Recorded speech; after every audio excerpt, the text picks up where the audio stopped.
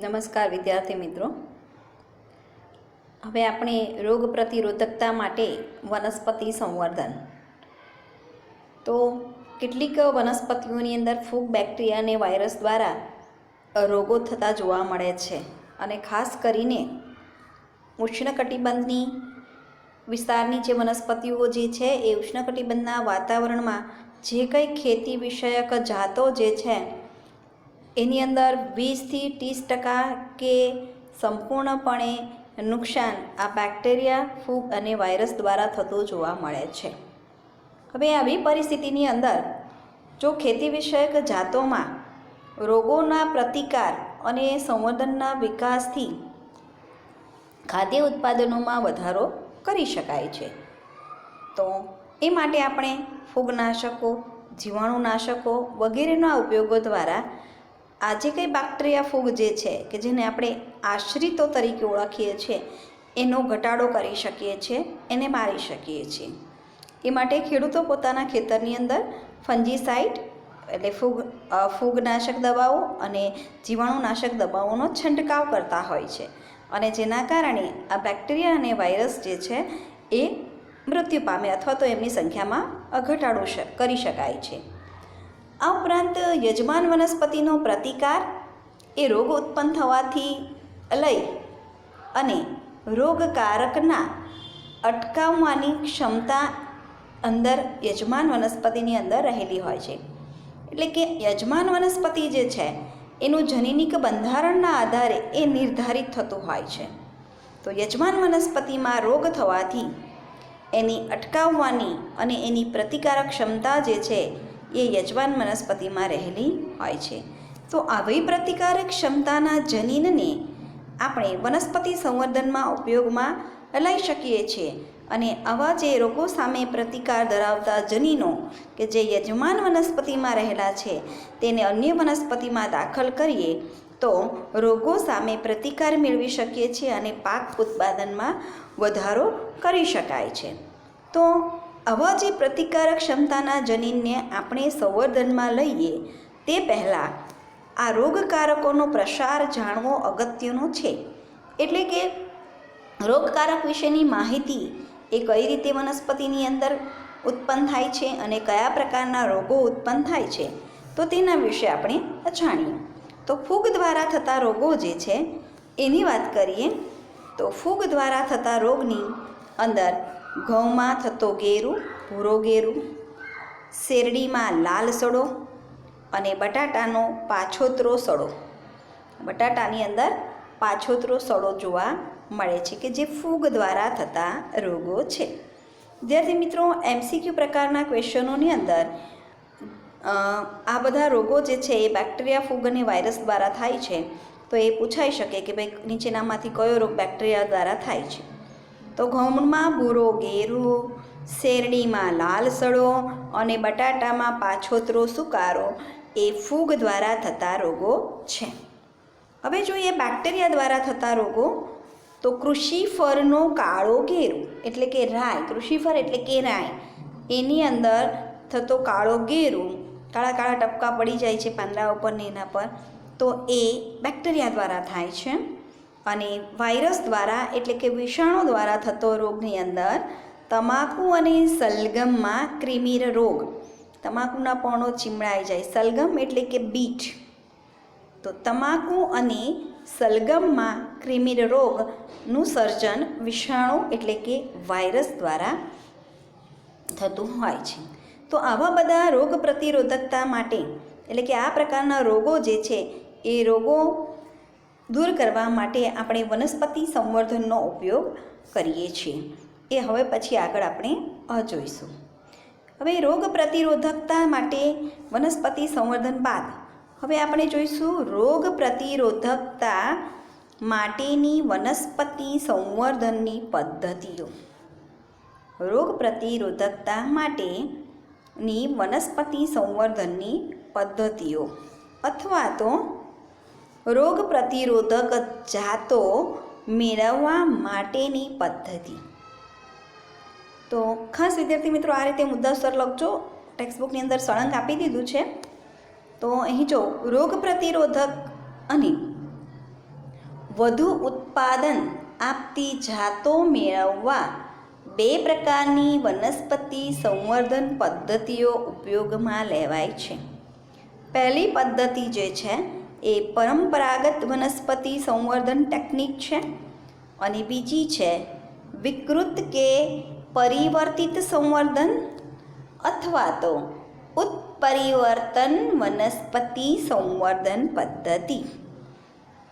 પહેલી પદ્ધતિ જે છે એ પરંપરાગત વનસ્પતિ સંવર્ધન પદ્ધતિ છે અને બીજી વિકૃત કે પરિવર્તિત અથવા તો ઉત્પરિવર્તિત વનસ્પતિ સંવર્ધન પદ્ધતિ. તેમાં આપણે પહેલી પદ્ધતિ કે જે પરંપરાગત વનસ્પતિ સંવર્ધન પદ્ધતિ છે તેની વાત કરી ચૂક્યા છીએ આગળ. અને એ આગળ કઈ કે છે આપણે આગળ જોયું કે વનસ્પતિ જે છે એ વનસ્પતિની જનીનિક ભિન્નતા ધરાવતી પાક સંવર્ધિત જાતિઓના તબક્કાઓ જોયા. એમાં આપણે જોયું ભિન્નતાનું એકત્રીકરણ, મૂલ્યાંકન, પિતૃઓની પસંદગી, પસંદ કરેલ પિતૃ વચ્ચે પરસંકરણ. તો એ પરંપરાગત વનસ્પતિ સંવર્ધન પદ્ધતિ છે. તો પહેલાં આપણે જોઈએ પરંપરાગત વનસ્પતિ સંવર્ધન પદ્ધતિ. તો આ પદ્ધતિની અંદર વિશિષ્ટ તબક્કાઓ જે છે અહીં દર્શાવ્યા છે કે ભાઈ પહેલું છે પ્રતિરોધક અથવા તો રોગ પ્રતિકારક જનીન સ્ત્રોતની તારવણી કરવી અથવા તો જનન રસની તારવણી. બરાબર. પહેલું છે પ્રતિરોધકતાના સ્ત્રોત માટે જનીન સ્ત્રોત અથવા તો એને જનન રસ પણ કહેવાય, એટલે જનન રસની તારવણી. બીજું પસંદ કરેલ પિતૃઓનું સંકરણ, એટલે કે પ્રતિરોધક જનીનની પસંદગી કરવાની કે ભાઈ કયા પ્રકારનું જનીન કયા રોગ માટે પ્રતિરોધકતા ધરાવે છે તો એ જનીનને પસંદ કરીએ અને પસંદ કરેલ જનીન જે છે એનું પછી પિતૃઓ વચ્ચે સંકરણ કરાવવું. પ્રતિરોધક જનીન ધરાવતા પિતૃ વચ્ચે સંકરણ અને ત્યાર પછી આપણને નવી સંકર જાત મળે છે. આગળ આપણે જોયું કે ભાઈ પ્રોટીન વધુ માત્રામાં હોય અને રોગો સામેની પ્રતિરોધકતા ધરાવતા આવા જનીનને પસંદ કરેલા અને પછી પિતૃમાં વચ્ચે સંકરણ કરાવ્યું એટલે આપણને સંકર નવી જાત જે મળી એમાં એ જાત બંને લક્ષણ ધરાવે છે. પ્રોટીન વધારે એના અંદર ગુણવત્તાભર જોવા મળે છે અને બીજું રોગો સામે પણ પ્રતિરોધકતા ધરાવે છે.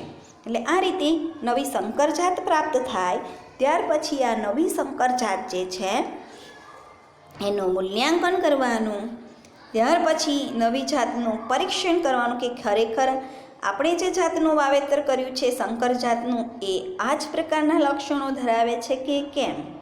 અને ત્યાર પછી એની અનેક પેઢીઓ સુધી આ એનું એ જ લક્ષણ ધરાવતું હોય તો પછી એ નવી જાત જે છે એની મુક્તિ અને એનું વેચાણ કરવામાં આવે છે.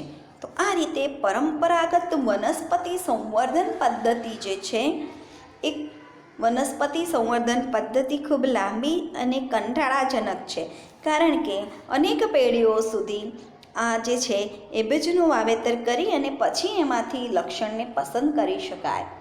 વળી એની મર્યાદા શું છે તો કે ભાઈ જંગલી કે ભિન્ન જાતના જનીનોની ઓછી સંખ્યાના કારણે પણ નીરસ છે.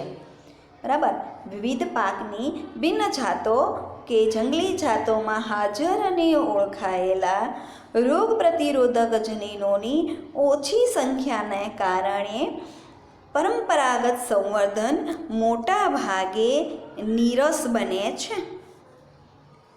તો આમ પરંપરાગત સંવર્ધન પદ્ધતિ નીરસ હોવાને કારણે અન્ય નવી પદ્ધતિ વિકૃત કે પરિવર્તિત સંવર્ધન પદ્ધતિથી પણ કેટલાક પાકો મેળવવામાં આવ્યા છે. એની વાત પછી કરીશું.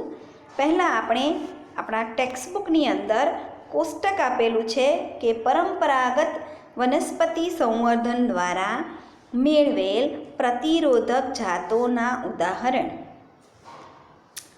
તો એ પરંપરાગત સંવર્ધન પદ્ધતિ દ્વારા મેળવેલ પ્રતિરોધક જાતો જે છે એનું આપણે ટેક્સ્ટબુકમાં આપેલું ટેબલ જ આપણે લઈ લઈએ અને એની ચર્ચા કરીએ. અહીં જો આ ટેબલ જે છે એ પરંપરાગત પદ્ધતિ દ્વારા મેળવેલ પ્રતિરોધક જાતો છે એમાં ઘઉંની જાત છે હિમગીરી. આ ઘઉં માટેની હિમગીરી જાત અને જે પરંપરાગત વનસ્પતિ સંવર્ધન પદ્ધતિ દ્વારા મેળવેલી છે આ હિમગીરી જાત એ પર્ણની કિનારીઓનો ગેરું એટલે કે ઘઉંનો ગેરું, બરાબર. તો પર્ણની કિનારીના ગેરું સામે પ્રતિરોધક છે. પર્ણની કિનારીના ગેરું સામે એ પ્રતિરોધક છે અને એને હિલબર્ટ તરીકે ઓળખવામાં આવે છે. એટલે હિલબર્ટ એટલે કે ઘઉંમાં થતો એક રોગ. બીજું, રાય એની પરંપરાગત પદ્ધતિ દ્વારા વિકસાવેલી જાત પૂષા સ્વર્ણિમ. આ પૂષા સ્વર્ણિમ જાત એ સફેદ ગેરું સામે પ્રતિરોધક છે.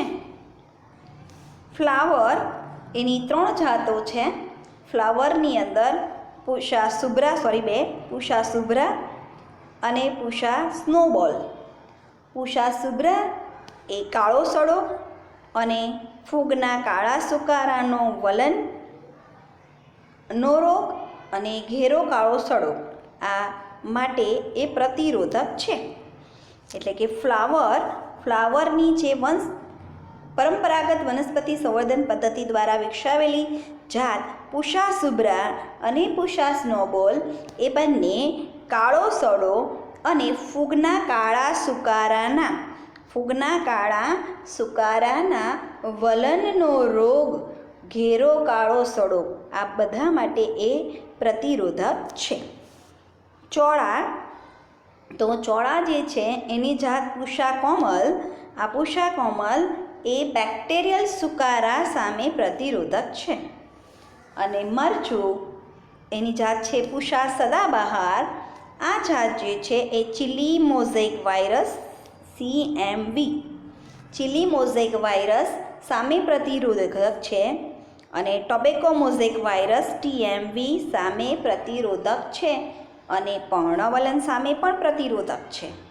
એટલે આ મરચાની જાત પૂષા સદાબહાર એ chilli mosaic virus, tobacco mosaic virus અને પર્ણવલન સામે પ્રતિરોધક છે. જો વિદ્યાર્થી મિત્રો, આ ટેબલ જે છે એ મોટે ભાગે MCQ પ્રકારના ક્વેશ્ચનની અંદર પૂછાય છે, જોડકા જોડો પ્રકારના ક્વેશ્ચનમાં પણ પૂછાય છે અને નીટની અંદર પણ પૂછાય. એટલે ખાસ આ બધી જાતો જે છે કઈ જાત કયા રોગ સામે પ્રતિરોધકતા દર્શાવે છે એ યાદ રાખવું બહુ જરૂરી છે. તો આમ પરંપરાગત વનસ્પતિ સંવર્ધન દ્વારા મેળવેલ પ્રતિરોધક જાતોના ઉદાહરણ આપણે જોયા. હવે આપણે જોવાનું છે બીજી પદ્ધતિ, વિકૃત કે પરિવર્તિત પદ્ધતિ. તો એના વિશે આપણે જોઈએ.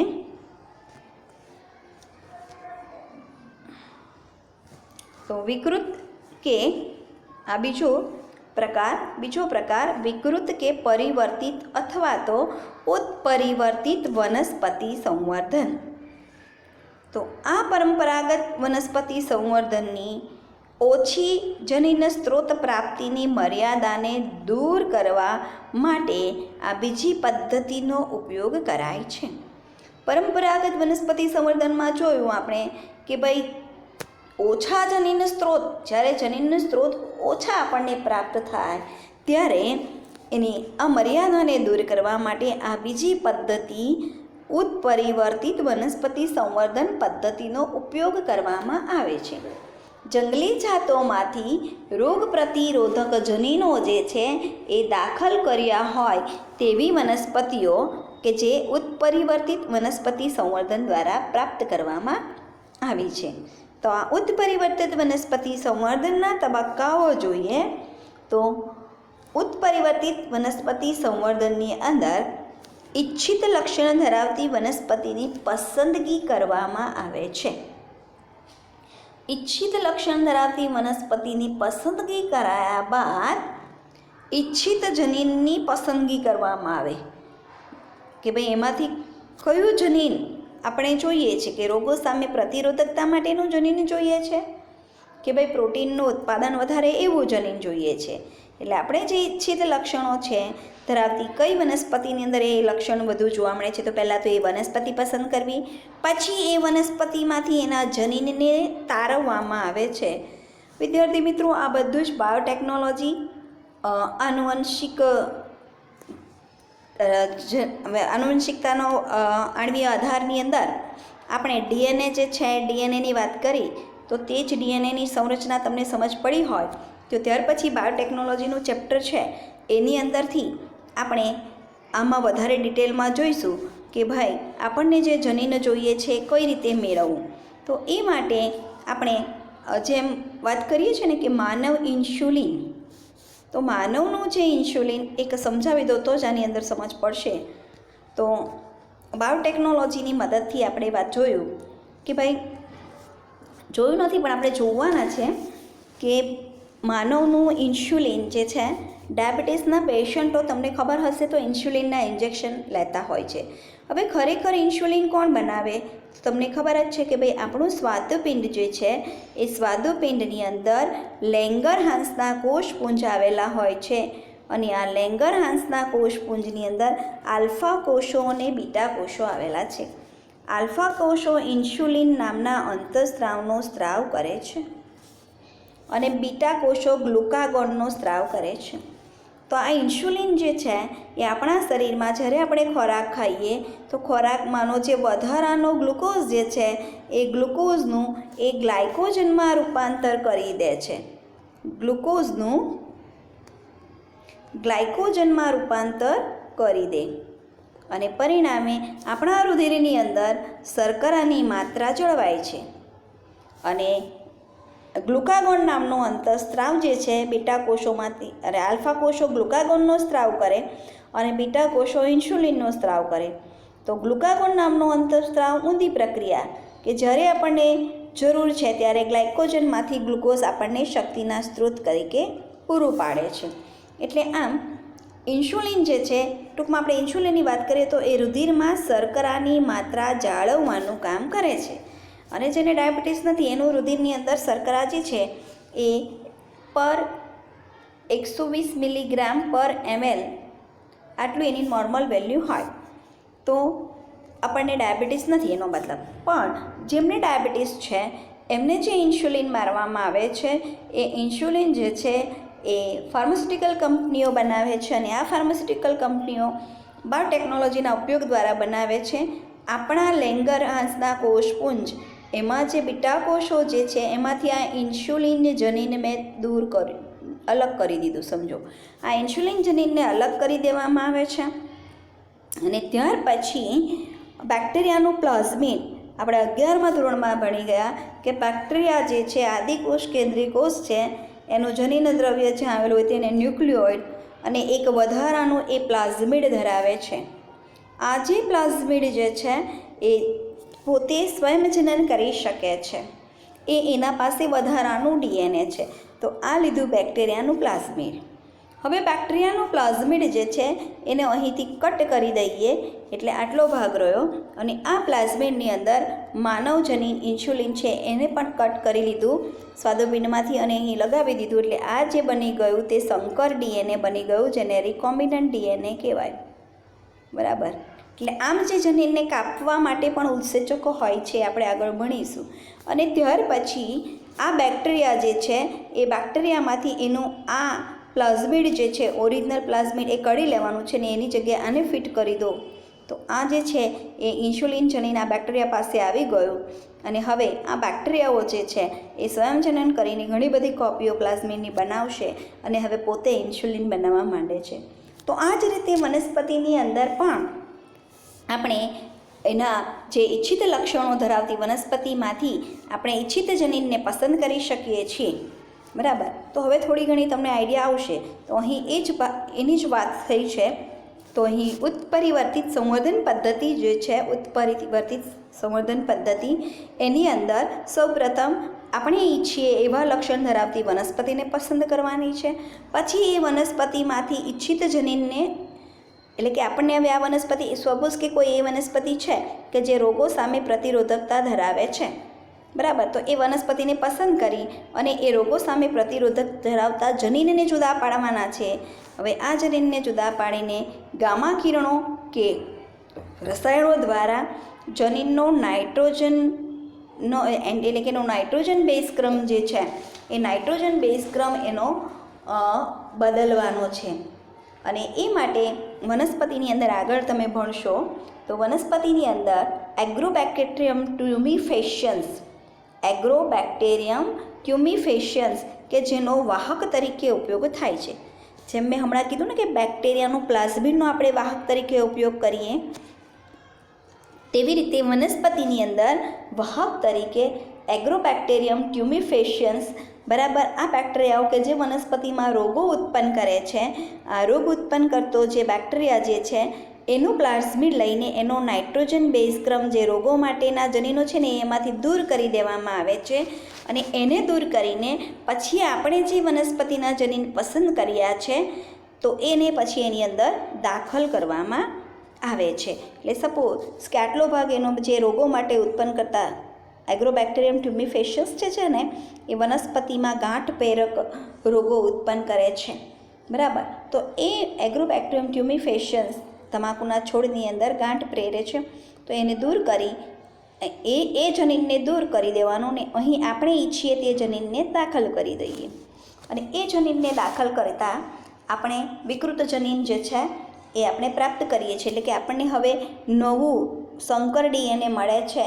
બરાબર. અને આ ડીએનએ એવું છે કે અહીંયા મેં ભાઈ કયું જનીન નાખી દીધું કે ભાઈ રોગો સામે પ્રતિરોધકતા ધરાવે છે, અથવા તો પ્રોટીનનું વધુ મૂલ્ય એની અંદર છે એવું જનીન દાખલ કરી દીધું, અથવા તો એવા જનીન દાખલ કરી દો કે એક જ વનસ્પતિની અંદર વિટામિન એ, સી બહુ બધા વિટામિનો જે છે એના જનીન પણ આપણે એની અંદર દાખલ કરી શકીએ છીએ. અને આપણે ઈચ્છીએ એ જનીન હવે અહીં આની ઘણી બધી કોપી જે છે એ મેળવવા માટે એક પોલિમરેઝ ચેઇન રિએક્શન PCR જે છે એ પીસીઆરની મદદથી આપણે એને બહુગુણન કરી શકીએ છીએ. તો પીસીઆરની મદદથી હવે આપણે જે આ જનીન બદલી કાઢ્યા છે એગ્રોબેક્ટેરિયમ ટ્યુમિફેશિયન્સની અંદર કે જેનો આપણે વાહક તરીકે વનસ્પતિમાં ઉપયોગ કરવાનો છે, તો એની અંદર આપણે પીસીઆરની મદદથી એની ઘણી બધી કોપી એટલે કે બહુગુણિત એને કરી શકીએ છીએ. અને ત્યાર પછી એને આજે આપણે વિકૃત જનીન એટલે કે આપણે બદલી કાઢ્યો છે ને નાઇટ્રોજન ક્રમ એનો બદલી કાઢ્યો છે, નાઇટ્રોજન બેઝ એ બદલી કાઢ્યો છે. તો એને વિકૃત ઈચ્છિત જનીન જે છે એ કહેવાય. એટલે ઈચ્છિત જનીનને પછી વાહકમાં ઉતારવામાં આવે છે. અને આમ સમાન જનીન બંધારણ દ્વારા સોમોક્લોનલ વેરિયન્ટ એટલે કે સમરૂપ નકલોની પસંદગી કરવામાં આવે છે. અને આવી સમરૂપ નકલની પસંદગી માટે ફોર એક્ઝામ્પલ હવે આપણે આગળ બાયોટેકનોલોજીમાં ભણીશું કે ક્રાય પ્રોટીન, બીટી કોટન, આ બીટી કોટન જે છે એ બીટી કોટન બિયારણ બનાવેલું છે કપાસનું. અને આ કપાસની જાત જે છે એ ઈયળો સામે પ્રતિરોધકતા ધરાવે છે. એટલે કેટલીક ઈયળો જે છે એ કપાસને નુકસાન કરતી હતી. તો હવે એ બીટી કોટનમાં શું કર્યું કે ભાઈ આ ક્રાય પ્રોટીન જે છે એ ક્રાય પ્રોટીન કે જે ઈયળોનો નાશ કરે છે એ કપાસના છોડની અંદર એ દાખલ કરી દીધું. અને કપાસના છોડની અંદર આ ક્રાય પ્રોટીન દાખલ કરવાને કારણે જેવી ઈયળો કપાસના છોડ પર બેસે એટલે તરત જ ઈયળોને એ મારી નાખે છે. એના વિશે વધારે ડિટેલમાં બાયોટેકનોલોજીની અંદર આપણે જોઈશું. એટલે કે આમ સમાન જનીન બંધારણવાળા અથવા તો સોમોક્લોનલ વેરિયન્ટ કે જેને સમરૂપ નકલ કરવામાં આવે છે એની પસંદગી કરવામાં આવે છે. અને આ પદ્ધતિ જે છે એ આ પદ્ધતિ ઉચ્ચ જંગલી જાતમાંથી પ્રતિરોધક દાખલ કરેલાની પસંદગી વનસ્પતિઓમાં કરવામાં આવે છે. એટલે આમ ઉત્પરિવર્તિત વનસ્પતિ સંવર્ધનની અંદર બાયોટેકનોલોજીનો ઉપયોગ કરીને કેટલીક વનસ્પતિની જાતો વિકસાવી છે. અને એમાંનું જે છે એ એક છે ઉત્પરિવર્તિત મગ. એટલે કે જે જંગલી જાતમાંથી જનીન પસંદ કરેલા છે રોગોનો પ્રતિકાર કરવા માટેના જનીનો એ ઉચ્ચ જંગલી જાતમાંથી રોગ પ્રતિરોધક જનીનો દાખલ કરીને આપણે જે કંઈ વનસ્પતિઓ બનાવી છે તેમાંનું પહેલું ઉદાહરણ જોઈએ ઉત્પરિવર્તિત મગ. હવે આ ઉત્પરિવર્તિત મગ જે છે એ યલો મોઝેક વાયરસ અને પાવડરી મિલ્ડ્યુ રોગ સામે પ્રતિરોધકતા ધરાવે છે. પહેલું છે ઉત્પરિવર્તિત મગ, એ પાવડરી મિલ્ડ્યુ અને યલો મોઝેક વાયરસ સામે પ્રતિરોધકતા ધરાવે છે. બીજું ઉદાહરણ છે એનું એબેલોમોસ્કસ એસ્કાલેન્ટસ જે ભીંડાની જાત છે કે જે આ ઉત્પરિવર્તિત વનસ્પતિ સંવર્ધન પદ્ધતિ દ્વારા વિકસાવી છે. અને આ ભીંડા એબેલોમોસ્કસ એસ્કાલેન્ટસ એ યલો મોઝેક વાયરસ એ અહીં લખેલું છે એ યલો મોઝેક વાયરસ સામે પ્રતિરોધકતા ધરાવે છે. એટલે કે ભીંડામાં યલો મોઝેક વાયરસથી જે રોગો છે એ રોગ હવે થતા નથી. કઈ ભીંડાની જાત? આઈડિયા એબેલોમોસ્કસ એસ્કાલેન્થસની અંદર. એટલે વનસ્પતિઓમાં આ રીતે કેટલીક કૃષિજન્ય જંગલી જાતો જે છે એ જંગલી જાતો પ્રતિરોધક લક્ષણો ધરાવે છે, પરંતુ તેઓની ઉત્પાદન ક્ષમતા ઓછી હોય છે. આથી જંગલી જાતમાંથી પ્રતિરોધક જનીનને દાખલ કરતા ભીંડાની નવી જાત વિકસાવી, જેને એબેલોમોસ્કસ એસ્કાલેન્ટસ આ જાત પ્રાપ્ત થઈ. અને આ જાત જે યલો મોઝેક વાયરસ સામે પ્રતિરોધકતા ધરાવે છે પ્લસ વધુ ઉત્પાદન આપે છે, જેને પરભાણી ક્રાંતિ તરીકે ઓળખવામાં આવે છે. આમ જનીનોને તબદીલ કરીને નવી જાત પ્રાપ્તિને પરભાણી ક્રાંતિ કહેવાય. એટલે આમ વિકૃત કે પરિવર્તિત વનસ્પતિ સંવર્ધન પદ્ધતિમાં શું કરીએ છીએ? આપણે જનીનોને બદલી કાઢીએ છીએ કે ભાઈ આપણે શું કર્યું, એગ્રોબેક્ટેરિયમ ટ્યુમિફેશન્સ કે જે રોગો માટે જવાબદાર ગાંઠ પ્રેરક જનીન એને દૂર કરી દીધું અને એની જગ્યાએ આપણે ઈચ્છતા હતા એવું જનીન દાખલ કરી દઈએ એટલે આપણે ઈચ્છીએ તેવી વનસ્પતિઓ મેળવી શકીએ છીએ. જેમ કે ઉત્પરિવર્તિત મગ તો એ યલો મોઝેક વાયરસ અને પાવડરી મિલ્ડ્યુ રોગ સામે પ્રતિરોધકતા ધરાવે છે. અને બીજો ભીંડા એબેલોમોસ્કસ એસ્કાલેન્ટસ કે જે યલો મોઝેક વાયરસ સામે પ્રતિરોધકતા ધરાવે છે. અને આ ઉપરાંત ભીંડાનું ઉત્પાદન પણ વધારે મળે, રોગો ન લાગે તો આપણને પાક પણ વધારે મળે. એટલે આમ એને પરભાણી ક્રાંતિ તરીકે ઓળખવામાં આવે છે. એટલે કે જંગલી જાત વનસ્પતિની કૃષિજન્ય જાતો કે જે જંગલી જાતો છે એમાંથી પ્રતિરોધકતાના લક્ષણો જે છે એ પસંદ કરીને આપણે અન્ય જાતની વનસ્પતિમાં દાખલ કરીએ તો આપણને ઈચ્છિત વનસ્પતિ પ્રાપ્ત થાય છે. એટલે આમ જનીનોને તબદીલ કરીને, જનીનની અદલાબદલી કરીને જે વનસ્પતિની નવી જાતો પ્રાપ્ત થાય છે જેને પરભાણી ક્રાંતિ તરીકે ઓળખવામાં આવે છે. તો આ રીતે પરભાણી ક્રાંતિ જે છે એના દ્વારા વિકસાવેલ જે જાતો જે છે એ જાતોમાં જોઈએ તો કીટકો સામે પ્રતિરોધકતાના વિકાસ માટે વનસ્પતિ સંવર્ધન, બરાબર. તો એ કીટકોના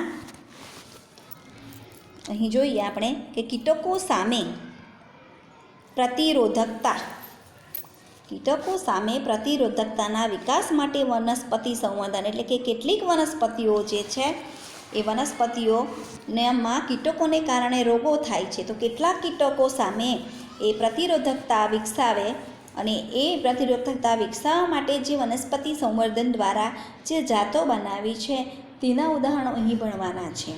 કે પાક વનસ્પતિ અને પાક ઉત્પાદનનો મોટા પાયે વિનાશનું અન્ય મુખ્ય કારણ હોય તો કીટક અને કીટકોનો ઉપદ્રવ છે. હમણાં જ તમે ન્યૂઝની અંદર જોયું હતું કે તીડ જે છે એ ખેતીના પાકોમાં તીડના ટોળા જે છે એ ઊભા પાકનો નાશ કરી નાખતા હતા.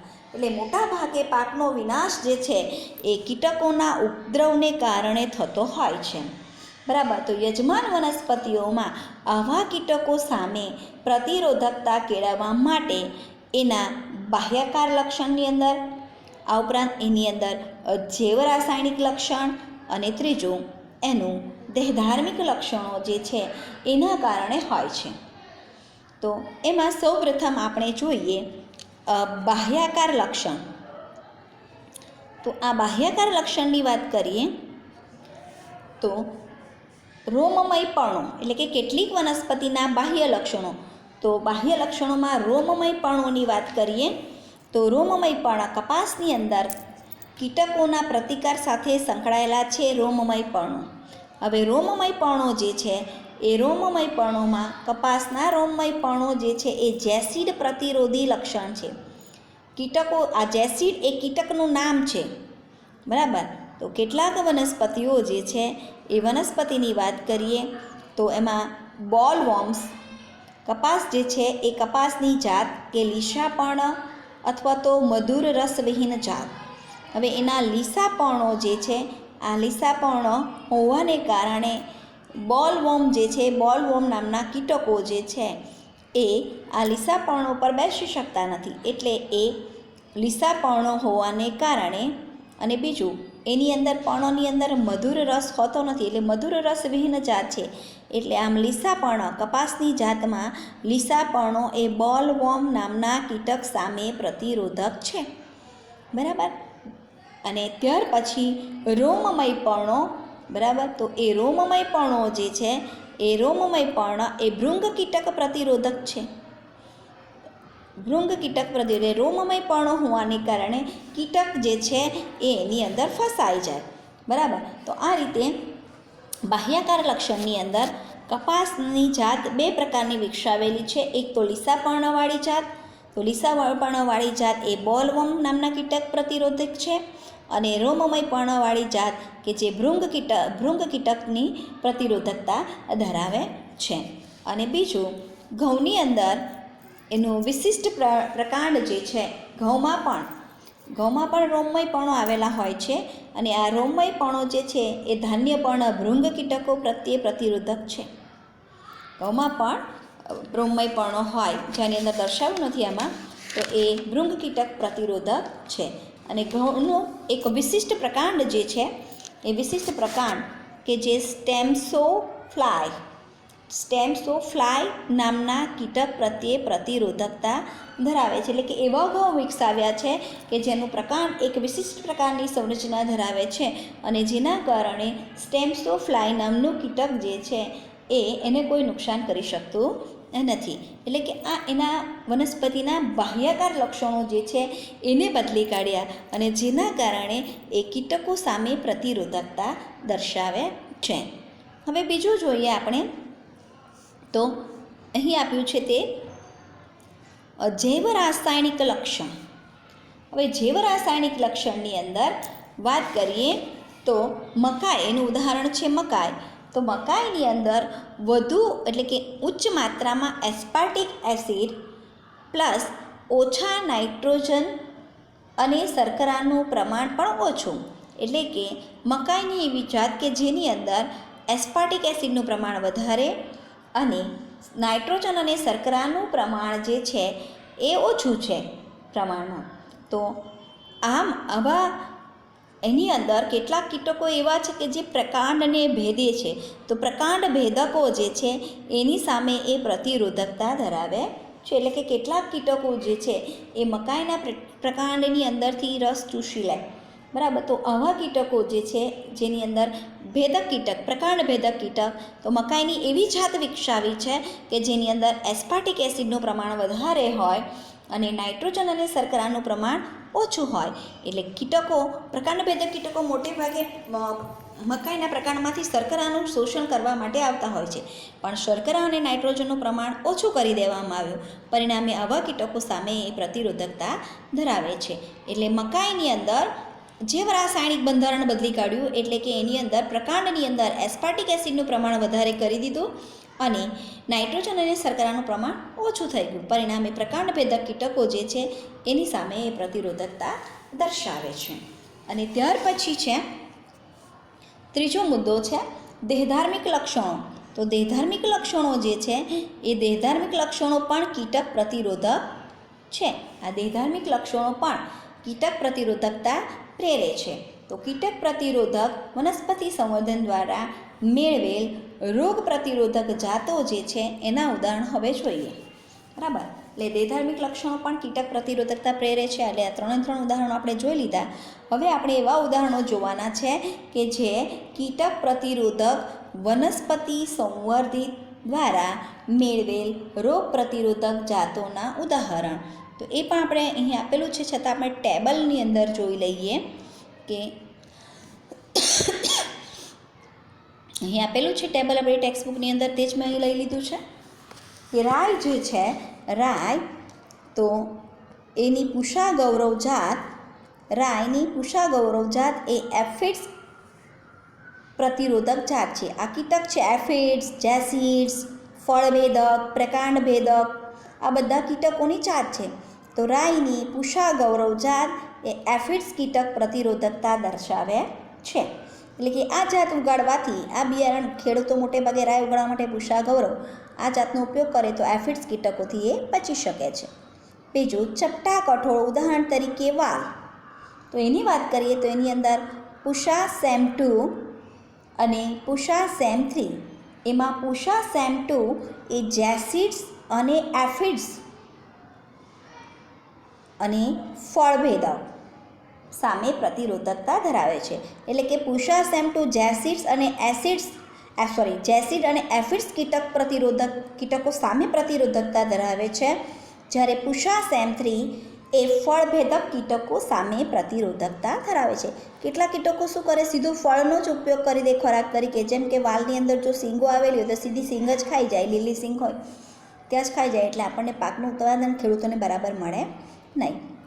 તો આ રીતે ચપટા કઠોળો માટે પૂષા સેમ 2 કે જે જેસિડ્સ અને એફિડ્સ કીટક સામે પ્રતિરોધકતા ધરાવે છે, અને પૂષા સેમ 3 એ ફળભેદક કીટકો સામે પ્રતિરોધકતા દર્શાવે છે.